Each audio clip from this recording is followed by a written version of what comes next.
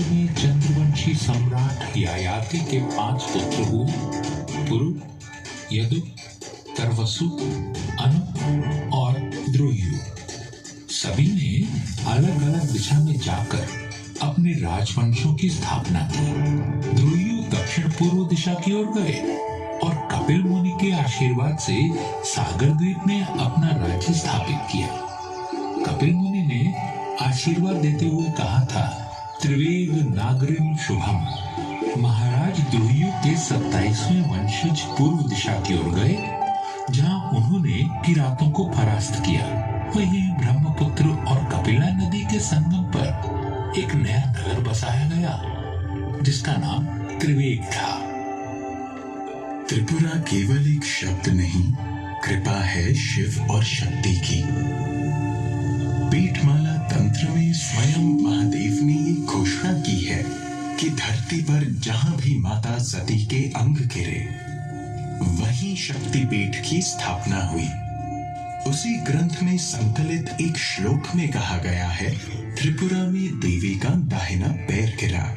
पूजनीय देवी को त्रिपुरा सुंदरी कहा जाता है और यहाँ स्थापित शिव का नाम त्रिपुरेश भैरव हुआ।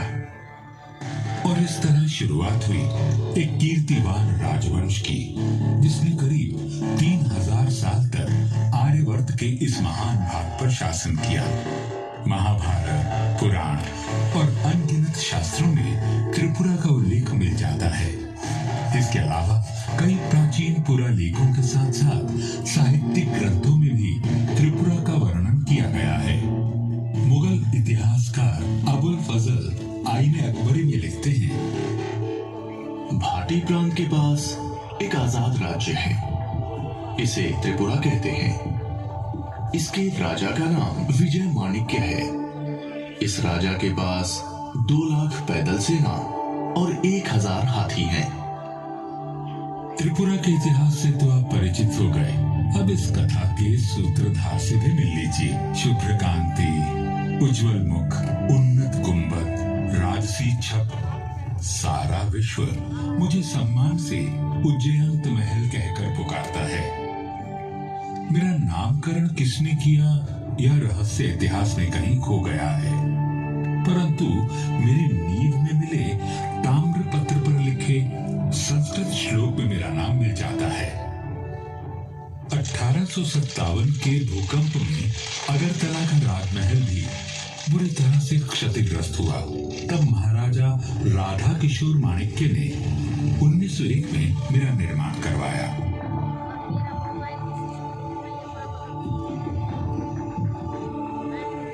मेरी इमारत में रोमन और मुगल कला का मिश्रण देखा जा सकता है।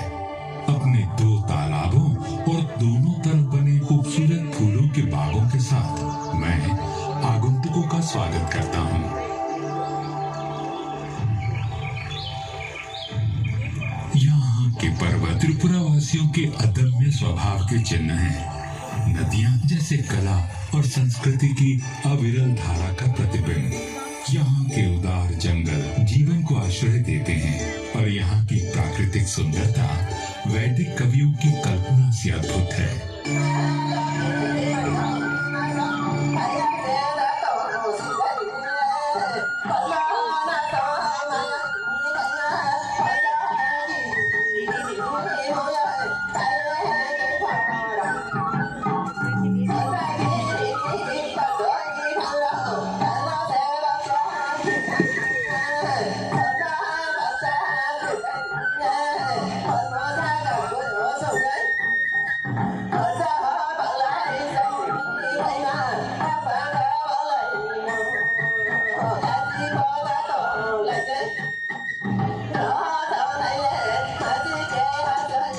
त्रिपुरा राज्य के शाही प्रतीक पर उकेरा गया संस्कृत वाक्यांश यहाँ के वीरों का उद्घोष भी है और प्रेरणा भी। किल विदुर वीरता सारमेकम। वीरता से अधिक आवश्यक और कुछ भी नहीं। ऐसे महान आदर्श वाले वीरों की भूमि पर शिव और शक्ति परोक्ष रूप में बसते हैं, तो धर्म यहाँ के नरेशों के रूप में प्रत्यक्ष अवतार लेता रहा।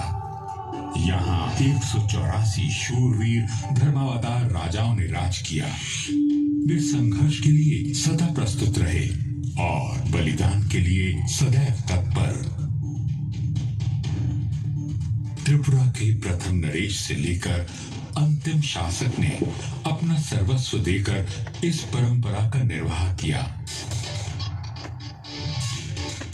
इस राजवंश के अंतिम प्रजापालक महाराज वीर विक्रम किशोर माणिक्य बहादुर को याद करता हूँ तो याद आता है उनका समर्पण, त्रिपुरा को विकसित करने और आधुनिक बनाने की उनकी प्रतिबद्धता, और साथ ही याद आता है वो एक दिन जब नीति ने हमसे विश्वासघात किया।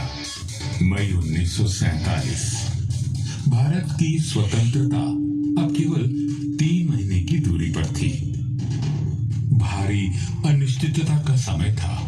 देश की तरह ही राज्य में भी विघटनकारी शक्तियां सर उठा रही थीं, परंतु महाराज का आश्रय था, सो जनता निश्चित थी।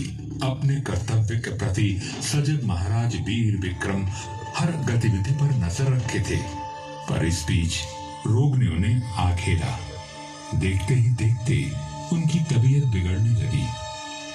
अफरा तफरी में कोलकाता के प्रसिद्ध डॉक्टर को बुलवाया गया। महाराज की सांसें उखड़ने लगी थी। उन्होंने कमरे में लगे भगवान शिव के चित्र को देखा। भूपाल और भगवान के बीच जैसे एक मुख संवाद हुआ। हे महादेव, 15 साल की आयु में जब मुझे धर्मासन पर बिठाया गया था, तब से अब तक एक पल भी ऐसा नहीं बीता जब मैंने त्रिपुरा के उत्थान के बारे में ना सोचा हो। यह दायित्व ही तो मेरे जीवन का आधार बिंदु है। आज जब मेरी प्रजा को मेरी सबसे ज्यादा जरूरत है, तो क्या मुझे प्रयास करने का अवसर भी नहीं देंगे प्रभु? मन पर ये बोझ लिए 17 मई 1947 के दिन महाराज का देहांत हो गया। धर्म का पार्थिव स्वरूप लुप्त होते ही अधर्म का तमस बढ़ने लगा। जो बात पहले दबी जबान में कही जा रही थी, वो अब सड़कों पर गुर्राते नारों में सुनाई देने लगी। पाकिस्तान जिंदाबाद, लड़के लेंगे हिंदुस्तान। पाकिस्तान जिंदाबाद, लड़के लेंगे हिंदुस्तान। राज्य का अस्तित्व दांव पर लगा था और भय था हजारों वर्षों से सहेजी हुई परंपरा और संस्कृति के विलुप्त हो जाने का। परंतु ऐसी चुनौतियां त्रिपुरा के लिए नई कहां थी। काल की परिक्रमा के लिए निकलता हूँ तो 13वीं सदी पर आकर रुक जाता हूँ। ये वो समय था जब तलवार लहराते बर्बर आतताई राज्य की सीमा लांघने लगे थे। 13वीं शताब्दी की शुरुआत में त्रिपुरा का राजकाज महाराजा चेंगथोंगफा ने संभाला। एक दिन शिकार खेलते हुए महाराज ने जंगली बराह को अपने तीर का निशाना बनाया, परंतु उसी समय उस वराह को राजकुमारी नाइथोप्ती का तीर भी आ लगा। संयोग से इन दोनों का मिलना हुआ, जिसका परिणाम विवाह था। किंतु ये बात कोई नहीं जानता था कि इस संयोग का बड़ा प्रभाव त्रिपुरा के भविष्य पर पड़ने वाला था। बंगाल और त्रिपुरा की सीमा पर मेघना नदी बहा करती थी। जब बंगाल पर मुस्लिम शासकों का कब्जा हुआ तो त्रिपुरा भी सुरक्षित न रहा। बंगाल की ओर से लूटपाट करने हिरावंत खान अक्सर त्रिपुरा में घुसपैठ करने लगा। महाराज चेंगथोंगफा ने लुटेरे को खदेड़ भगाया, परंतु हिरावंत खान फिर लौटा और इस बार उसके साथ गौर की विशाल तुर्की सेना भी थी। महाराज असमंजस में पड़ गए। महाराज, आप यहाँ एकांत में? बाहर सभी सेनाध्यक्ष आपकी राह देख रहे हैं। सेना अध्यक्षों से मिलकर कहूंगा क्या महारानी? हिरावंत खान की सेना से टक्कर लेना आत्मघात है। समर्पण से तो मृत्यु उत्तम है। आप समझ नहीं रही हैं महारानी। सुबह से मेरी आंख फड़क रही है। ये शुभ संकेत नहीं है। धर्मावतार, जब शत्रु द्वार तक आ पहुंचे तो वीर पुरुष की भुजाएं भड़कती है। यदि आपको अनिश्चय ने स्तब्ध कर दिया है तो हिरावन खान का मुकाबला मैं करूंगी। और महारानी ने ऐसा ही किया। विकराल गज पर सवार महारानी नैथोक्ति क्रुद्ध माता त्रिपुरा सुंदरी का रूप लग रही थी। उनका हाथी ऐसे गरजता था मानो इंद्र के ऐरावत को चुनौती दे रहा हो।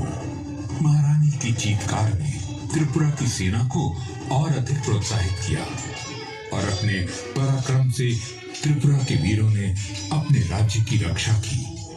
1240 में हुए इस युद्ध में त्रिपुरा की जीत हुई और महारानी त्रिपुरा सुंदरी के नाम से प्रख्यात हुई। परंतु यह समर आने वाले विकट समय की चेतावनी बनकर आया था। 15वीं सदी के अंत में महाराज धन्य माणिक्य का उदय हुआ, जो उतना ही नाटकीय था जितना चंद्रगुप्त मौर्य द्वारा राज्य प्राप्त करना। षड्यंत्रकारी सभासदों और सेनापतियों का वध कर उन्होंने अपना अधिकार पाया। महाराज धन्य माणिक्य का सामना बार बार बंगाल के सुल्तान हुसैन शाह से हुआ। अपनी सामरिक सूझबूझ और छापामार युद्ध पद्धति के चलते वे हमेशा हुसैन शाह पर भारी पड़े और उन्होंने बंगाल का काफी हिस्सा भी अपने अधीन कर लिया। एक युद्ध में तो इनके सैनिक हुसैन शाह की एक तोप को ही उठाकर अपने साथ त्रिपुरा ले आए। महाराज धन्य माणिक्य ने कई युद्ध अभियान चलाए। एक और कुकियों के किले पर अद्भुत तरीके से चढ़ाई कर उन्हें हराया और बर्मा तक अपने राज्य को फैला दिया, तो दूसरी तरफ आरकान को जीतने के लिए सतत प्रयास किया। महाराज के विश्वास पात्र सेनापति राय कचार और उनके छोटे भाई राय कौसुम उनके अभेद कवच और प्रमुख शस्त्र थे। दोनों ही प्रखर वीरों ने कई युद्धों को जीतने में अहम भूमिका निभाई। पराक्रम के साथ साथ महाराज धन्य माणिक्य में रचनात्मक ऊर्जा भी कूट कूट कर भरी थी। उनके राज में सीमाओं के विस्तार के साथ साथ कला का भी प्रसार हुआ। उनके द्वारा बनवाए गए चतुर्दश देवता मंदिर, माँ त्रिपुरा सुंदरी मंदिर और भैरव मंदिर इस बात को सिद्ध करते हैं। महाराज धन्य माणिक्य ने अपने मानवतावादी पक्ष से परिचित करवाते हुए ये संदेश दिया कि वीरता केवल शत्रु का सामना करने में नहीं, जन कल्याण में बाधक बन चुकी हानिकारक परंपराओं को चुनौती देने में भी है। महाराज, बलि देना तो अति आवश्यक है। देवी देवता प्रसन्न होंगे तभी तो राज्य समृद्ध होगा और आपके यश में वृद्धि होगी। मैं आप सभी पुरोहितों का आदर करता हूँ, परंतु हर वर्ष हजारों निर्दोष पशुओं और युवकों का रक्त बहाने से मिलने वाले यश से मुझे अपयश प्रिय है। आप तो धर्मावतार हैं। आप धर्म विरोधी बातें क्यों कर रहे हैं? मेरा धर्म मुझे दया और सत्य आचरण सिखाता है। अपने मंदिरों में लगे शिल्पकारों को मैंने सदा उनके श्रम का सही दाम दिया है। हाँ, यदि चाहता तो धर्म के नाम पर और बल प्रयोग कर उनसे निःशुल्क काम करवाता, तब मुझ में और यवनों में क्या अंतर रह जाता। मेरे लिए धर्म वही है जिसमें सबका कल्याण हो। इसलिए यह आदेश है मेरा कि अब से निर्दोष युवकों की बलि नहीं होगी। महाराज धन्य माणिक्य ने अपने व्यक्तित्व और कृतित्व से अपने बाद आने वाले राजपुरुषों को सदा ही प्रेरित किया। 17वीं सदी में राजपद पर नियुक्त हुए महाराज गोविंद माणिक्य ने तो अपनी अहिंसावादी और दयालु प्रवृत्ति के कारण अपना राजपाट तक गवा दिया। वे जंगलों में भटके, फिर भी कभी सतपथ को नहीं त्यागा। 1660 ईस्वी में महाराज गोविंद माणिक्य आरकान में निवास कर रहे थे। आपसी संघर्ष के चलते उन्हें अपना राज्य छोड़ना पड़ा था। उन्हें खोजते हुए मुगल शहजादा शुजा आरकान पहुंचे और उनसे सहायता मांगी और उन्होंने आश्रयदाता का धर्म निर्भय होकर निभाया। इस बात की खबर शुजा के भाई औरंगजेब तक भी पहुंच गई। शुजा को क्या लगता है वो त्रिपुरा में जा छिपेगा तो मेरी शमशीर से बच जाएगा? त्रिपुरा के राजा के नाम एक शाही फरमान जारी करो और उन्हें कड़े लफ्जों में समझा दो कि मुगलिया सल्तनत से बेअदबी करने का क्या अंजाम होता है। एलची को फौरन से पेशतर रवाना किया जाए। औरंगजेब का चेतावनी भरा फरमान अब आरकान की तरफ रुख कर गया था। तो क्या धमकी दी है हमारे भाई ने? कहलवाया है कि मुझे उम्मीद है कि आप शुजा को गिरफ्तार कर लेंगे और अपने फौजियों की निगरानी में उसे मेरे पास एहतियात से भिजवा देंगे ताकि हमारी पुरानी दोस्ती बनी रहे। हमारा हुक्म ना मानने का अंजाम हमारे रिश्ते के लिए अच्छा ना होगा। अब आप क्या करेंगे महाराज? अपने सिद्धांतों के लिए मैंने राजसी सुख का भी परित्याग कर दिया। शरणागत का धर्म में अपने प्राण देकर भी निभाऊंगा। आप जब तक हमारे पास रहेंगे सुरक्षित रहेंगे। अपने इन्हीं विचारों के चलते महाराज गोविंद माणिक के राज ऋषि कहलाए। उन्होंने त्रिपुरा की सत्ता फिर प्राप्त की और एक कल्याणकारी राजतंत्र स्थापित किया। माणिक्य नरेशों ने हमेशा प्रजाहित की राजनीति की, पर जब उन पर युद्ध थोपे गए तो उन्होंने अद्वितीय पराक्रम भी दिखाया। महाराज देव माणिक्य, विजय माणिक्य, अमर माणिक्य, राजधर माणिक्य, यशोधर माणिक्य और कल्याण माणिक्य जैसे बलिदानपति राजाओं ने बड़ी से बड़ी विपत्ति में भी अपनी जनता को आश्रयहीन नहीं किया। महाराज कृष्ण माणिक्य का शमशेर गाजी से लंबा संघर्ष चला। अपनी प्रजा को शांति और समृद्धि प्रदान करने के लिए 1760 में महाराज ने उदयपुर की जगह पुराने अगरतला को अपनी राजधानी बनाया, परंतु शांति कुछ ही समय के लिए मिल पाई। अंग्रेजों के पांव भारत में पड़ चुके थे। 1761 से त्रिपुरा और ईस्ट इंडिया कंपनी में संघर्ष शुरू हुआ। युद्ध के मैदान में महाराज कृष्ण माणिक्य का पलड़ा हमेशा भारी रहा, परंतु अपनी कूटनीति से अंग्रेज अपनी पकड़ मजबूत करते गए। समय तेजी से बदला, मुगलों का पतन हुआ और अब सत्ता अंग्रेजों के हाथ में चली गई। इस परिवर्तन के बाद भी माणिक्य अपना कर्तव्य निभाते रहे। 1838 में महाराज कृष्ण किशोर माणिक्य ने वर्तमान अगरतला की नींव रखी। फिर आगमन हुआ उस राजपुरुष का जो त्रिपुरा में आधुनिकता की लहर लाने वाला भगीरथ बना। 1862 में महाराजा वीरचंद्र माणिक्य ने सत्ता संभाली। अब निरर्थक युद्ध बंद हो चुके थे और प्रगतिशील विचारों से त्रिपुरा की रूपरेखा बदलने लगी थी। अपने सतपथगामी पूर्वजों की तरह ही महाराजा वीरचंद्र माणिक्य ने सामाजिक कुरीतियों पर घात किया। सती प्रथा बंद हुई, दास प्रथा से त्रिपुरा को मुक्ति मिली। जहाँ एक ओर सामाजिक सुधार हो रहे थे, वहीं नई व्यवस्थाओं का गठन भी हो रहा था। महाराज का सबसे बड़ा योगदान कला के प्रोत्साहक के रूप में रहा। वे वास्तव में संगीत, साहित्य, लोक साहित्य और फोटोग्राफी के पारखी थे। महाराजा वीरचंद्र की फोटो कला इतनी व्यापक रूप से लोकप्रिय हुई कि अमेरिका की फोटोग्राफिक पत्रिका प्रैक्टिकल फोटोग्राफर ने अपने एक अंक में महाराजा की सचित्र जीवनी प्रकाशित की। महाराज नए नए प्रयोग करने के लिए विख्यात थे। उन्होंने अपने ही कैमरे से खुद अपनी और महारानी की तस्वीरें ली। ये इतिहास की पहली सेल्फी थी। विविध कलाओं को संरक्षण देने के साथ साथ वे स्वयं एक प्रवीण संगीतज्ञ और कवि थे। महाराजा पेंटिंग में भी माहिर थे। उन्होंने अपने पूर्वज राजाओं के चित्र बनाने के लिए एक फ्रांसीसी कलाकार को नियुक्त किया। उनकी कल्पना और प्रतिभा की कोई सीमा नहीं थी। 1857 के गदर के बाद जब अवध का पतन हुआ, तब महाराज ही थे जिन्होंने आश्रयहीन कलाकारों को अपने दरबार में स्थान दिया। उनके दरबार के नवरत्नों में देश भर से आए कलाविद शामिल थे और जल्द ही वे भारत के महानतम कवि के संपर्क में भी आए। अपनी जीवन संगनी महारानी भानुमती देवी की अकस्मात मृत्यु से संतापित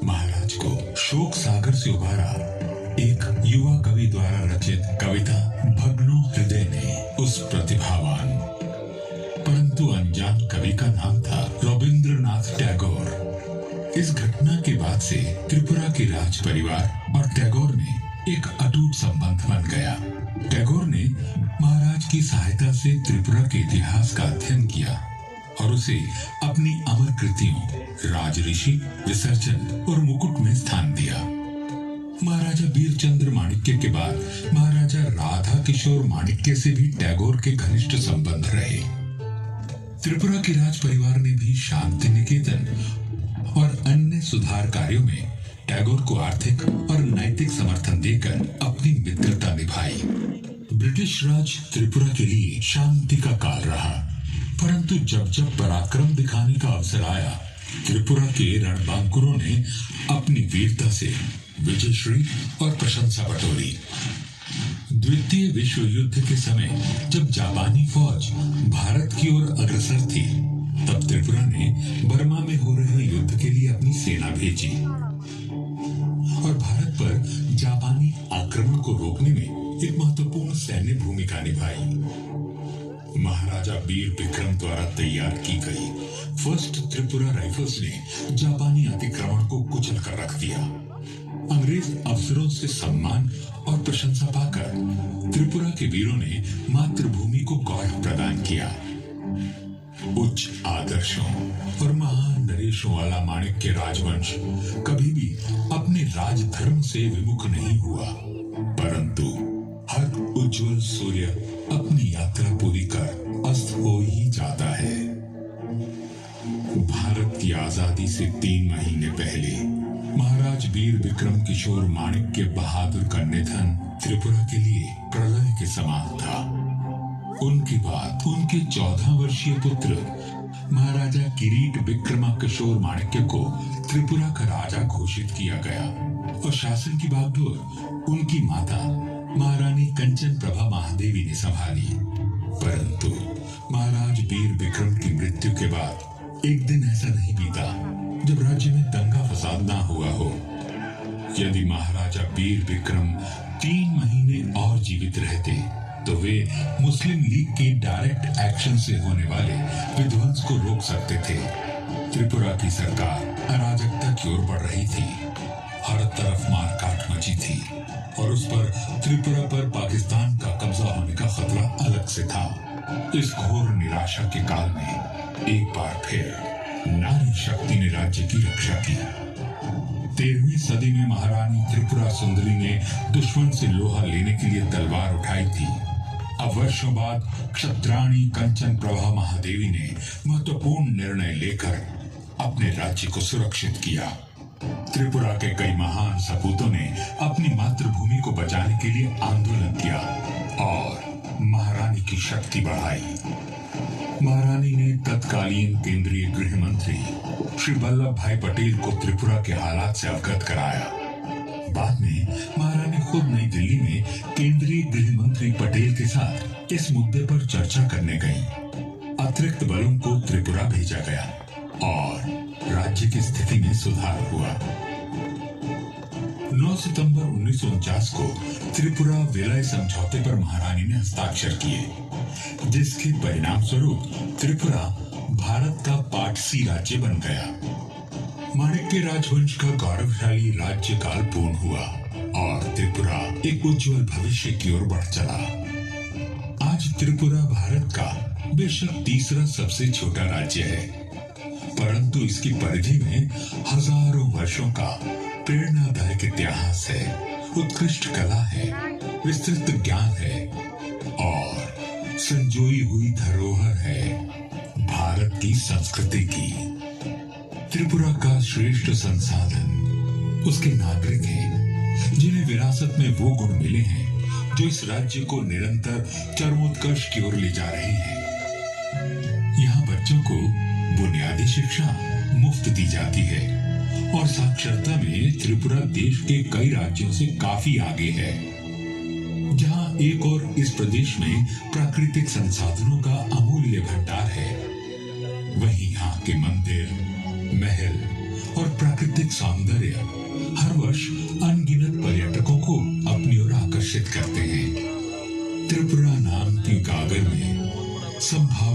असीम सागर है। किल विदुर वीरता सार में कम का आदर्श अपने दिल में लिए कर्मठ त्रिपुरावासी अपने राज्य को देश का गौरव बनाने के लिए सतत प्रयासरत हैं। सबकी मंशा बस यही है, ओजस्वी त्रिपुरा, तेजस्वी त्रिपुरा, उज्जंत त्रिपुरा की युग युगांतर तक जय हो।